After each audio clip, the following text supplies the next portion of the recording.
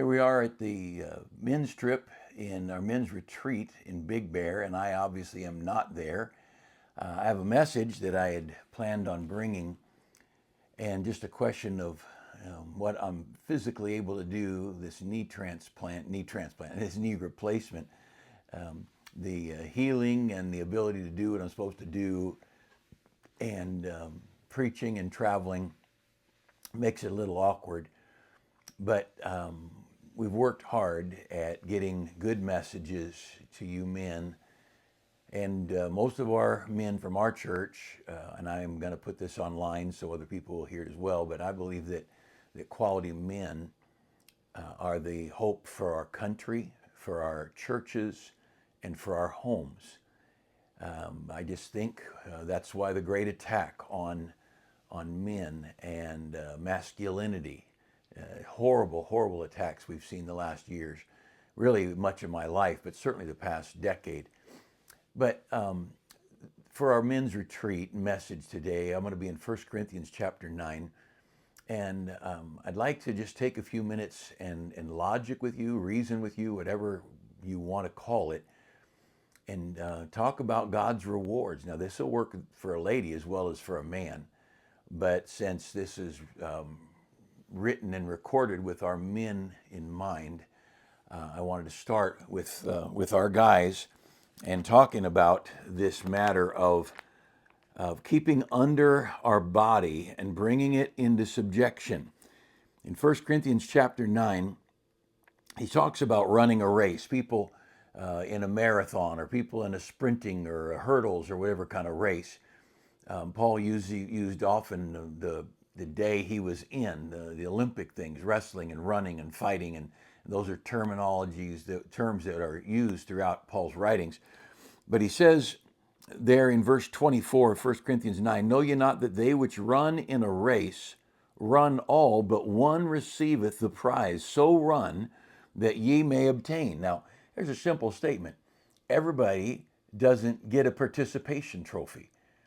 Just because you're saved doesn't mean you walk into the presence of God and you get this, you get involved in on the buddy hug and high five everywhere. And I can't tell you all about it, but I know enough about it to know that it's going to be a little bit of a dreadful day. Paul said, knowing therefore the terror of the Lord, we persuade men. And I don't think it's just the terror of hell.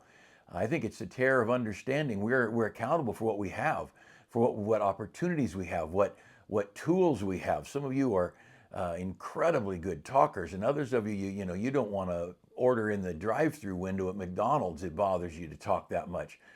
But I think God holds us accountable to be faithful to use what we have for His glory. But what I want to talk about in this meeting is just very candidly winning the prize. He says everybody runs, everybody starts the race. But one receives a prize. He said, you so run that you will receive the prize. Now, he goes a little further. If you want more on this, you can read in Hebrews. I may get there, I may not. But Hebrews chapter 12 talks a little bit about this. But then he goes in verse 25. And every man that striveth for the mastery, strives to be a winner, strives to be the one who masters that event. Every man that strives for the mastery is temperate in all things. Now they do it to obtain a corruptible crown, but we an incorruptible. There is an incorruptible crown. There is a reward. There are crowns that the Christian can receive because he ran his race. And he's a little bit more specific in this verse. He said he's temperate in all things. Temperate, even, controlled. Not up and down like this, but someone who's very reserved and controlled in his behavior. And Paul makes it very clear, so run that you may receive the prize. That means if you don't run right, you won't receive the prize. I don't know, a year ago maybe I preached a sermon. I think it was a sermon, might have been one of my videos I put out, called Flat Busted in Heaven. And without any question in my mind, there are people who are going to be richly rewarded in heaven and people who are going to get in, as Paul wrote earlier in 1 Corinthians, yet so as by fire. They're just barely going to get through the gate, but they're still in heaven. But as far as rewards and responsibilities and eternal blessings, they're going to be running pretty shy of those things. Now, as we're at this trip, this men's trip in Big Bear, we're hopefully away from the media. Get your phone shut off. Get away from all of the things pressure you. Take a day or two and just focus on drawing near to God. Now, first of all, he said, "So run that you may obtain." So run. There's a certain way you ought to run. He defines it a little bit more. He says, "They run. They they that are every man that striveth for the mastery is temperate." So this word temperate. So so run that you may obtain, and then be temperate, temperate, under control, reserved, and we've got a generation of men who are nothing more than big boys. They've got their toys, they've got their fun, but as far as a very controlled, tempered spirit, we're short of that. But if you're going to strive for the mastery in the physical race, you'll be temperate in all things: your sleep, your recreation, your exercise, your diet. You're going to be temperate in all things. Why? Because you're striving for the mastery. And so we as the people of God, if we're striving for the mastery, striving for the rewards that God has for us, we're going to need to be temperate in all things. And there needs to be some control, and there needs to be some order in your media, in your social life, in your thoughts, the things that you watch and listen, and entertainment, and a lot more. We'll get to that in a minute. But we go a little bit further. Paul says, so at the end of verse 25, they do it, the athletes, for a corruptible crown, but we an incorruptible. There is an incorruptible crown, a crown that fadeth not away, reserved in heaven for you, Peter writes about. So in verse 26, Paul says, I therefore so run, not as uncertainly, so fight I, not as one that beateth the air, not as just a guy hitting a punching bag. I am in this thing for the real deal. I am taking people out. Verse 27, but I keep under my body and bring it into subjection, lest that by any means, when I have preached to others, I myself should be a castaway. Now, just think with me for a minute here. Paul's talking about himself. I therefore so run. Don't take yourself out of this. This is all of us. This is a Christian man's thing. Run, so run that you will obtain. Run being temperate in all things. And then he says, he expands on it a little bit more, and he says, let me explain in my view. I keep under my body and I bring it into subjection. If you've wrestled, you know what a subjection is. You pin them, or you hand them down where they can't get out. And Paul said, I'm going to keep my body in subjection unto me, so that I may win the prize. And he says at the end of verse 27, there's some Christians who are just put aside. And he said that like they're a castaway. And he said, I don't want to be a castaway. So he said, I'm going to fight. I'm going to wrestle. Now, I keep under my body and bring it into subjection, lest by any means when I've preached to others, I myself should be a castaway. It's vitally important that we understand, men, this world is not an end. This is a means to an end. This world is a place of service. Like we're in the paratroopers, we're in the SEAL team, Marine Corps, Army, Navy, whatever. And we are here on this earth to represent our King, our God, and we're here to serve and work. And when we get home, when the discharge papers are done and the war is over, we will receive our rewards for our faithful service. You know, you've all heard of Medal of Honors that have been awarded posthumously, I think, is the many, many years after the death of the person. They get the reward. Well, you know what? It's going to happen with us too. If I died today, I don't believe I would receive my rewards until we're all there. And when the battle's over, and the song, when the battle's over, we shall wear a crown. Yes, we shall wear a crown in the New Jerusalem. So understand this. You so run that you could obtain. That means some people aren't going to get the crowns. And then he said, you be temperate in all things, everything. Be temperate. And in number 3, keep under your body. Now, here's the point. Your body is one of the biggest things keeping you from being rewarded at the judgment seat of Christ. The things you do with your body, the things you allow your body to draw you into, your body, soul, and the spirit. And so I want to give you just a couple of things. These rewards are going to come to those who run lawfully. Every man that striveth for the crown, they must run lawfully. They have to keep the rules of the race. And so you and I, we have rules we have to keep, but they're body rules. That's what we're talking about here. And we need to understand that booze and drugs and that world of excess, that is going to keep you from winning the prize. Get your body under control. We can go to, and I know there's young people listening, and I'll not be graphic, but just to be candid, we need to get this, what you do in your body, with your body, what you allow your body to lead you to do. My spirit doesn't care whether I eat chocolate cake or not. It's my body leading me, or maybe my soul leading me to chocolate cake.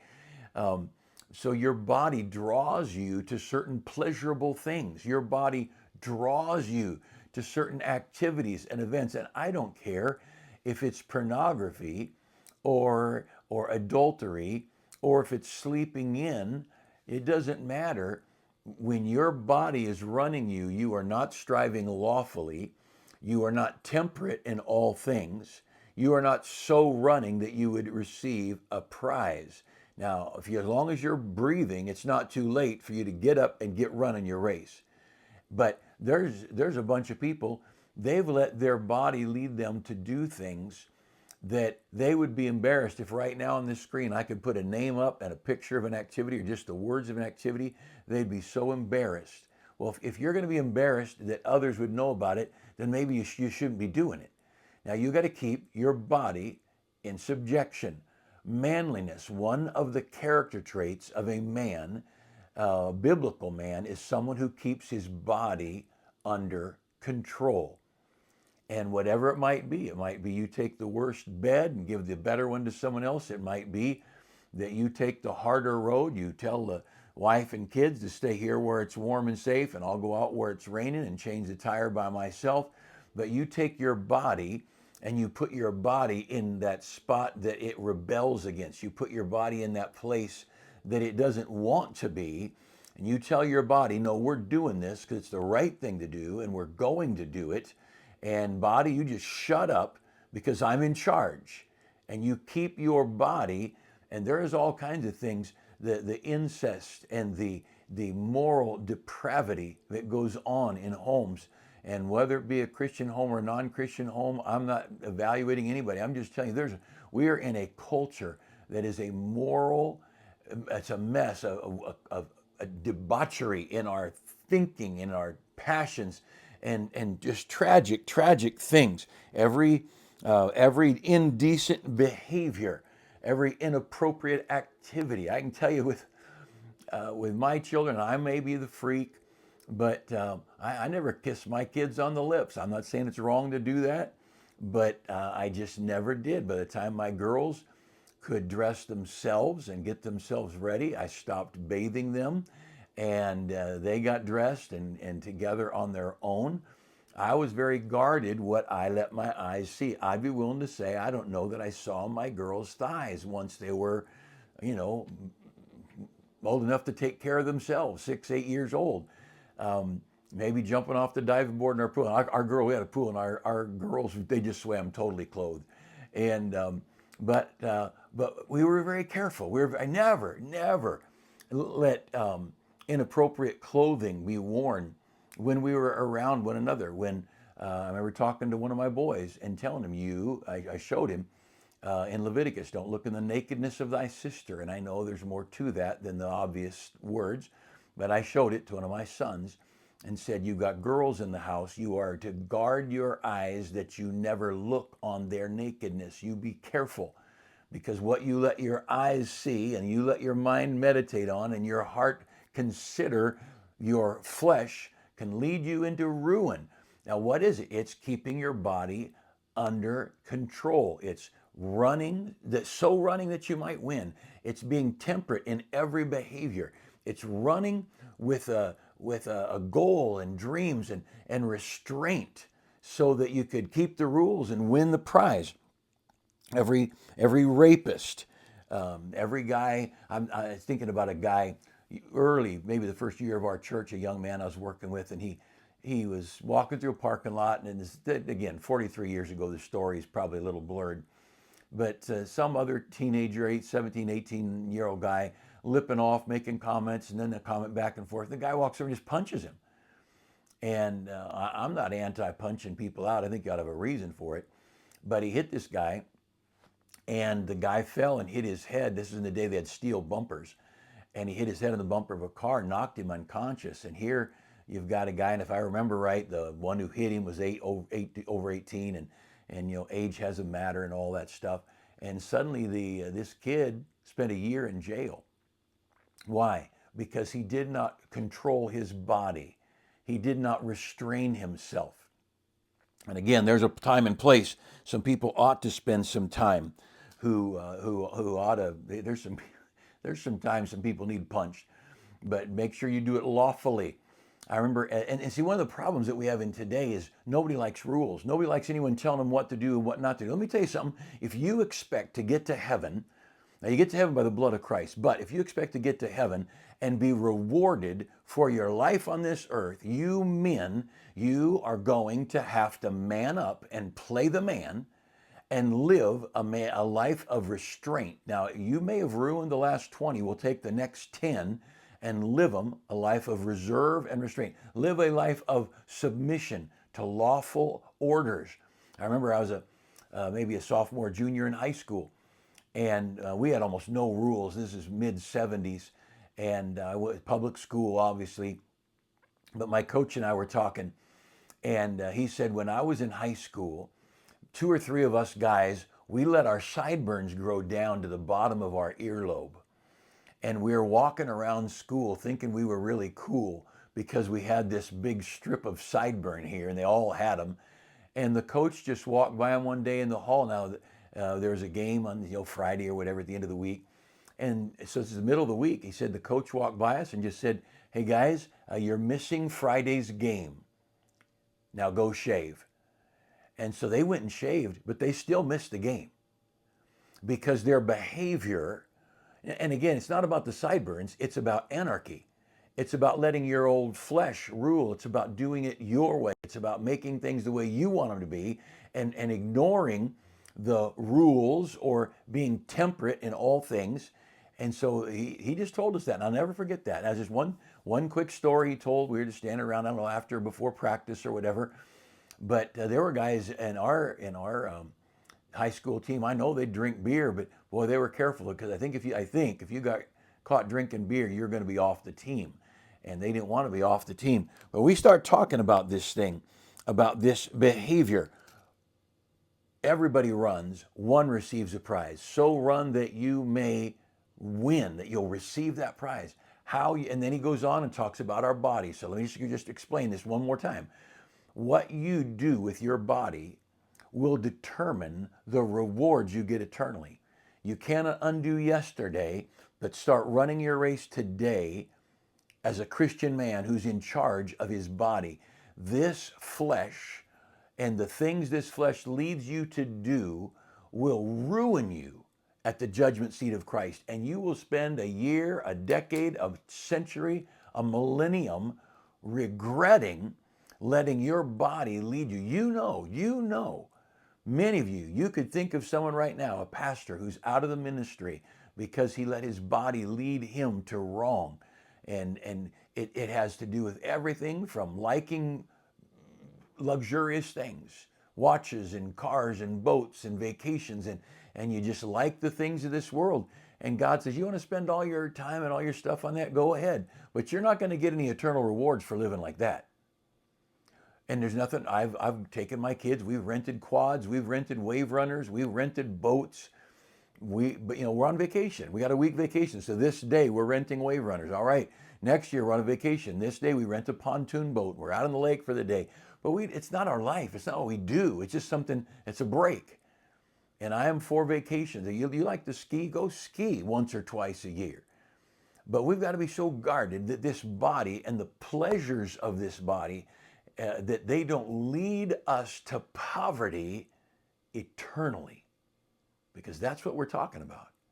Because everybody runs, but one receives the prize. So run that you may obtain.